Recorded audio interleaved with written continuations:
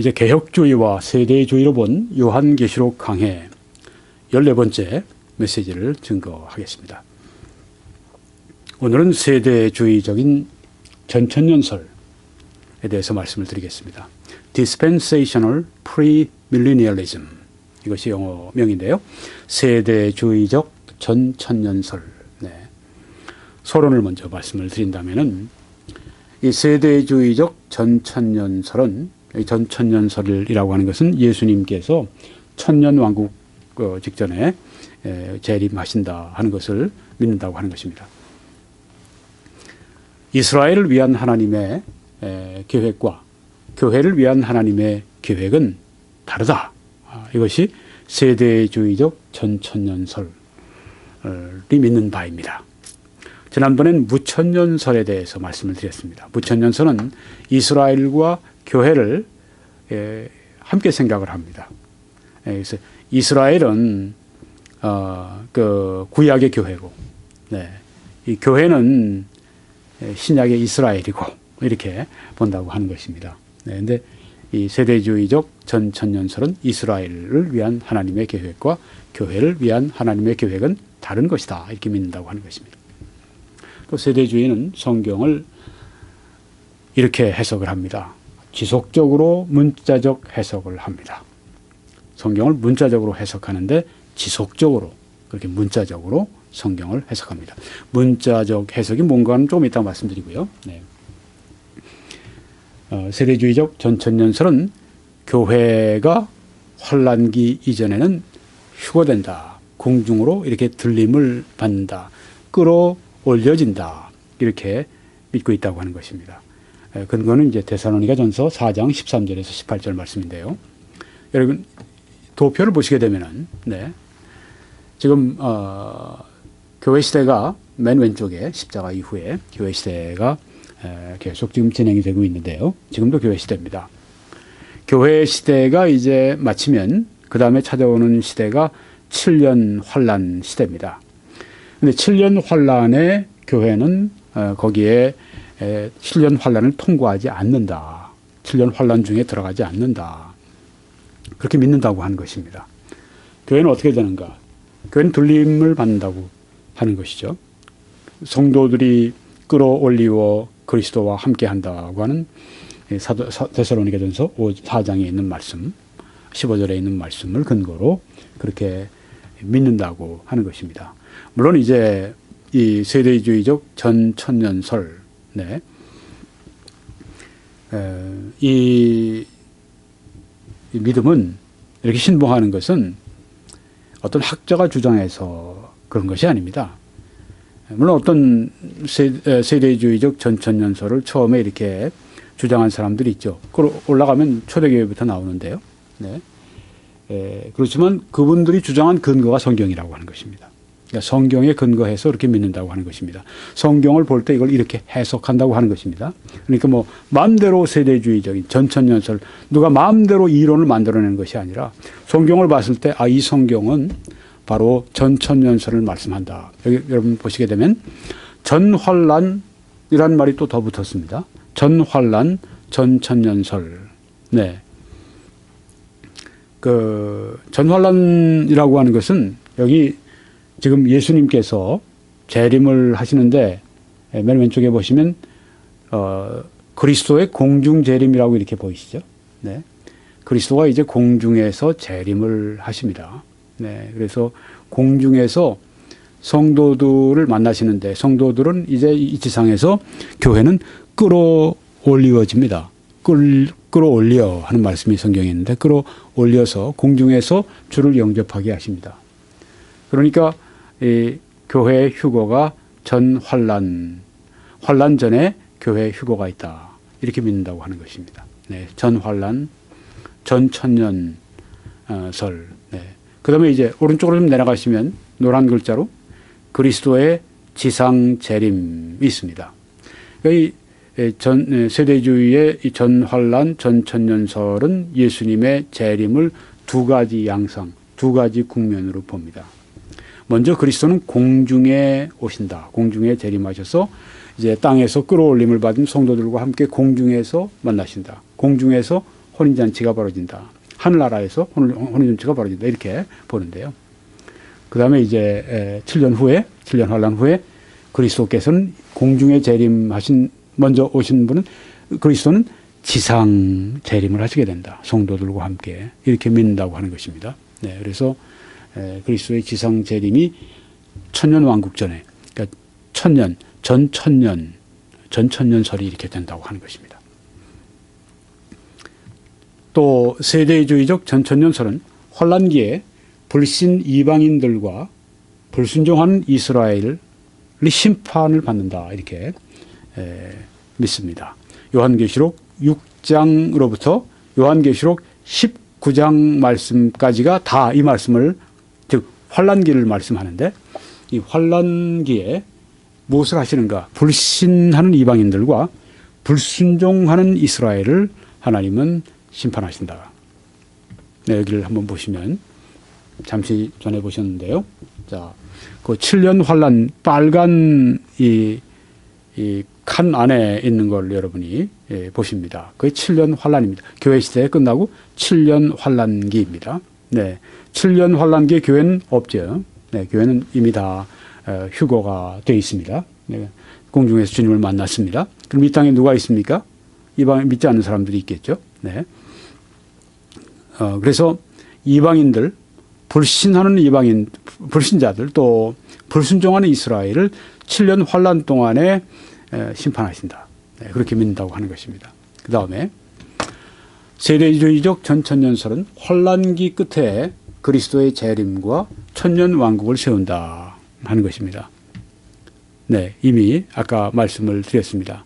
7년 환란 빨간 그 칸에 있는 걸 지나시면 파란 칸에 천년 왕국 기간이 나타납니다. 예수님께서 7년 환란 마지막 때 예수님 성도와 함께 지상으로 재림하시고 천년 왕국을 이 땅에서 펼치신다. 천년 왕국은 이 지상에서 이루어지게 된다. 그렇게 믿는다고 하는 것입니다. 그 다음에는 천년 왕국이 지나면 사탄이 잠시 풀려나와서 또 미혹하는 일을 하다가 결국은 사탄과 그 추종자들이 함께 지옥의 그 불못에 던지움 받는 것을 말씀하고, 그 이후에 이제 거기 추종자들 가운데는 불신자들도 있습니다. 네.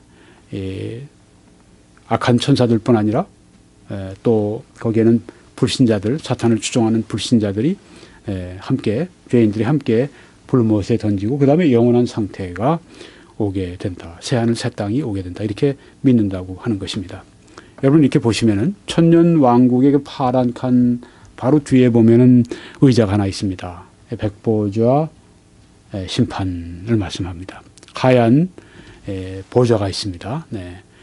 크고 흰 보좌라고 성경에 말씀하는데 거기에서 하나님이 심판하십니다. 그때 불신자들이 부활하게 되죠. 네. 그리고 심판을 받게 되죠.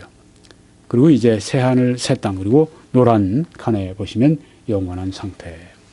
바로 이것이 세대주의적 전천년설이 믿고 있는 것이다. 성경에 있는 바를 이렇게 이들이 해석을 하고 믿고 있다 하는 것입니다. 네. 초대교회를 보게 되면은 전천년설을 신봉했습니다. 디다케라고 하는 초대교회의 이 가르침, 교리서를 보게 되면은 주후 100년이면은 뭐 그때 아직 사도 요한이 살아계실 때네요. 사도 요한이 주후 90년에 돌아가셨다고 보면 뭐 거의 멀지 않은 시기에. 그때 이 책을 보게 되면 전천년설을 저들이 믿고 있었다. 또 로마의 클레멘트라고 하는 유명한 그 설교자가 있었는데 그분 96년, 주후 96년에서 97년입니다. 네. 그러니까 그때 아주 이른 때죠. 네. 그때 전천년설을 믿고 있었습니다. 허마의 목자, 이것은 이제 140년에서 150년 사이에 있는 것인데 여기에도 전천년설이 담겨 있습니다. 그리고 안디옥의 이그나티우스, 또 유명한 설교자인데 주후 50년에서 115년에 살았던 분으로 알려져 있습니다. 이분도 전천년설을 신봉했습니다.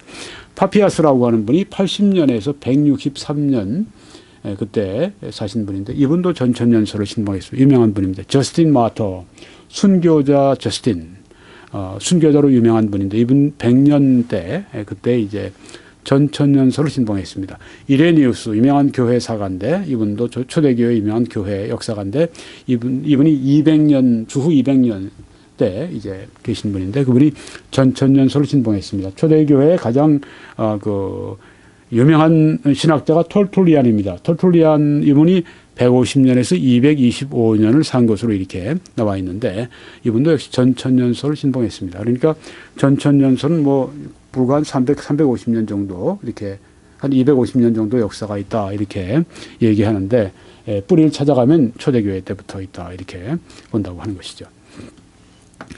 이제는 세대주의적 전천년설의 두 가지 성경 해석 원리를 잠깐 말씀드리겠습니다. 첫째는 문자적 해석한다 하는 것은 말씀드렸습니다. 둘째는 이스라엘과 교회를 구별한다. 이미 서론에서 말씀드렸지만 조금 더 자세하게 말씀드리고 마치려고 합니다.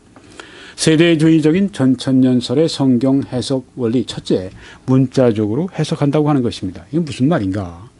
책에 관해서 정상적으로 또 관습적으로 해석한다고 하는 것입니다. 문자적인 해석은 우리가 일반 다른 책들을 해석할 때 해석하는 방법과 똑같다고 하는 얘기입니다.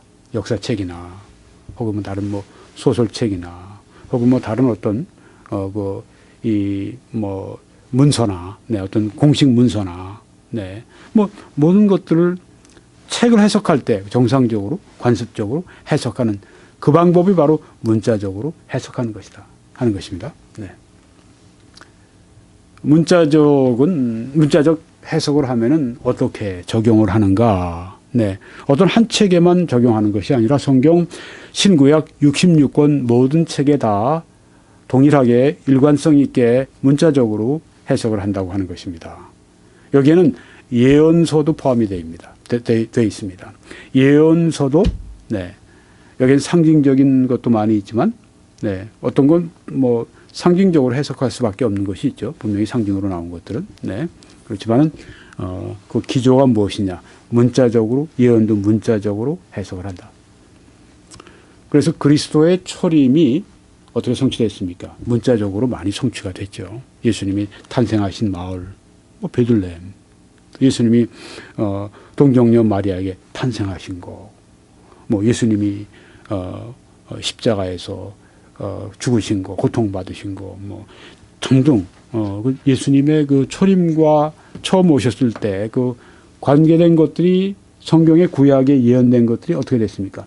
문자적으로 그대로 성취가 됐습니다. 그래서 예수님이 재림하실 때도 그것도 문자적으로 성취될 것이다 하는 그런 그 기대감을 가지고 예수님의 재림도 문자적으로 해석하는 것.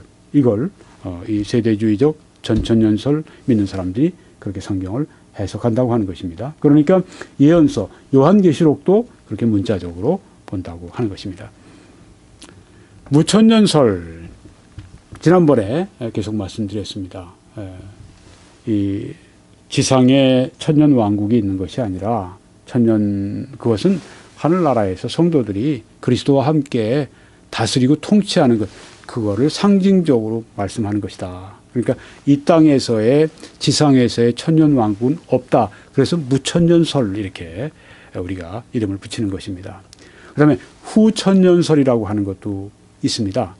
이건 여러분이 아시는 것처럼 예수님의 재림이 천년왕국 이후에 온다 그런 얘기인데요. 자, 이 두 가지 설, 저는 지금 무천년설하고 지금 세대주의적 전천년설 이 두 가지만 대표적인 것 두 가지만 말씀드리고 있습니다. 후천년설까지 하려면 너무 시간도 그렇고 해서 제가 그거는 하지 않고 있습니다. 근데 이 두 가지가 어떻게 하느냐? 성경을 문자적으로 해석합니다. 세대주의적 전천년설주의자들처럼 성경을 다 문자적으로 해석해요. 이게 성경 보수적인 개신교의 보수적인 복음주의적인 그리스도인들이 공통적으로 가지고 있는 바입니다. 성경을 어떻게 해석하느냐? 문자적으로 해석하는 겁니다. 예수님이 베들레헴이라고 하는 곳에 출생하신다고 하면 그 베들레헴을 베들레헴이라고 하는 동네로 실제로 본다고 하는 것입니다.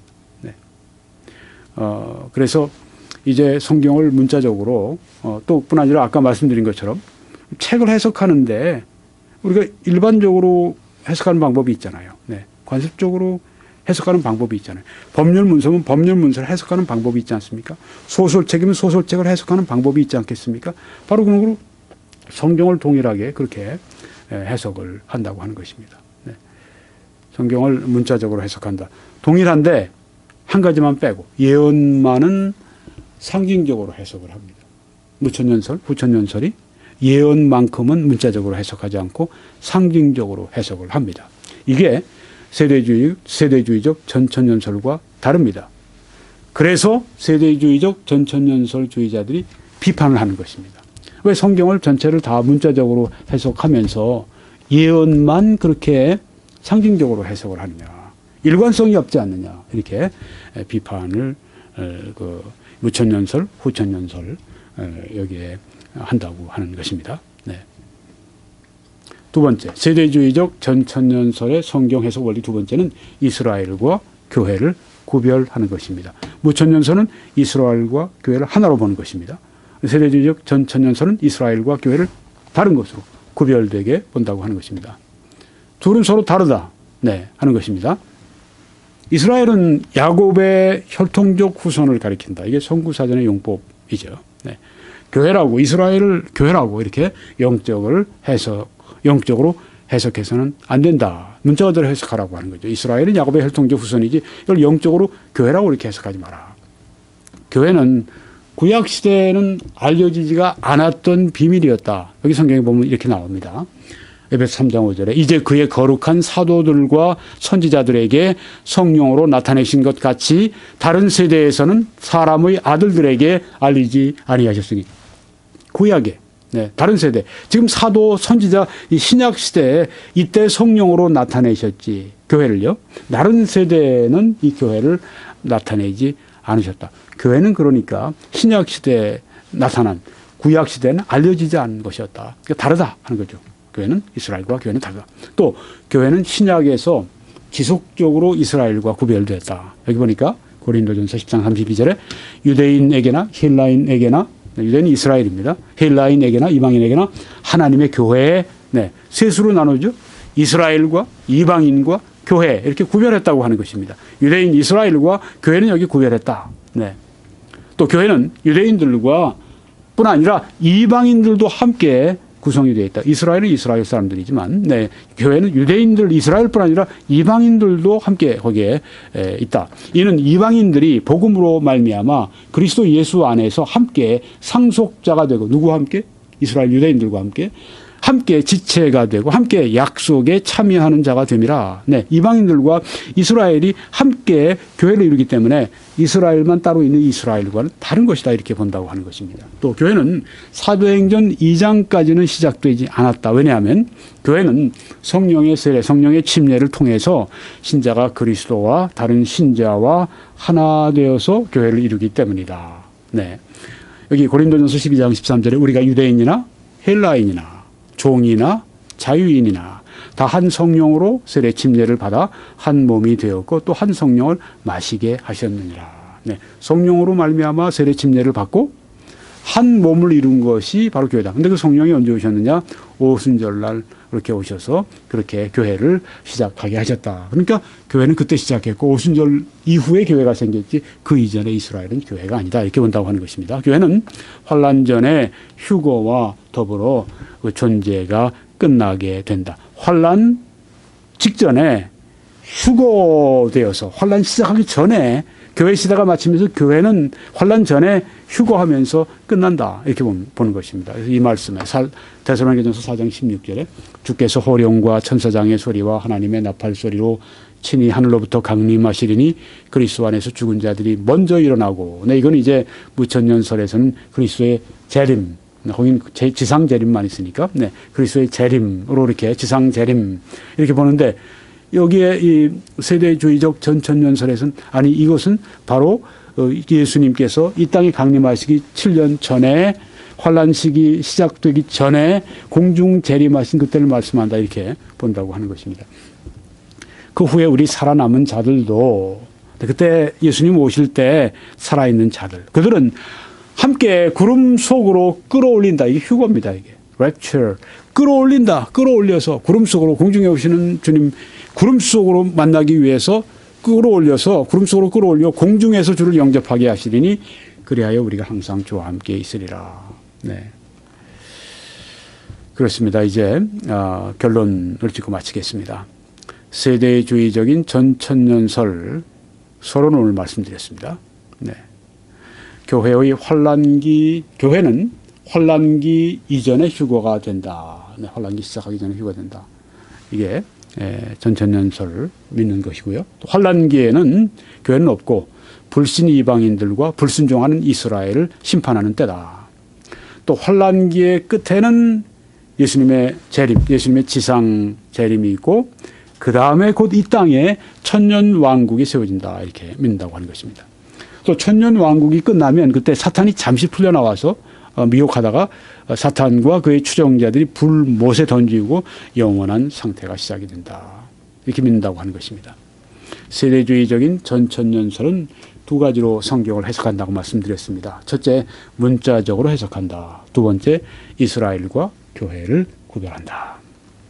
네, 이것으로 개혁주의와 세대주의로 본 요한계시록 강의 14번째 메시지를 마치겠습니다. 다른 메시지들 21church.com에서 시청하시고 유튜브.com으로 들어가시면 검색창에 김홍기 목사를 써놓으시고 클릭하시면 저의 메시지가 지금 한 140여 개 정도가 올라가 있는데요. 여러분들이 다 시청하실 수가 있겠습니다. 함께 계속 은혜를 나누시면서 그리스도 안에 함께 성장하시는 우리가 되도록 하나님이 크게 축복해 주시기를 바랍니다.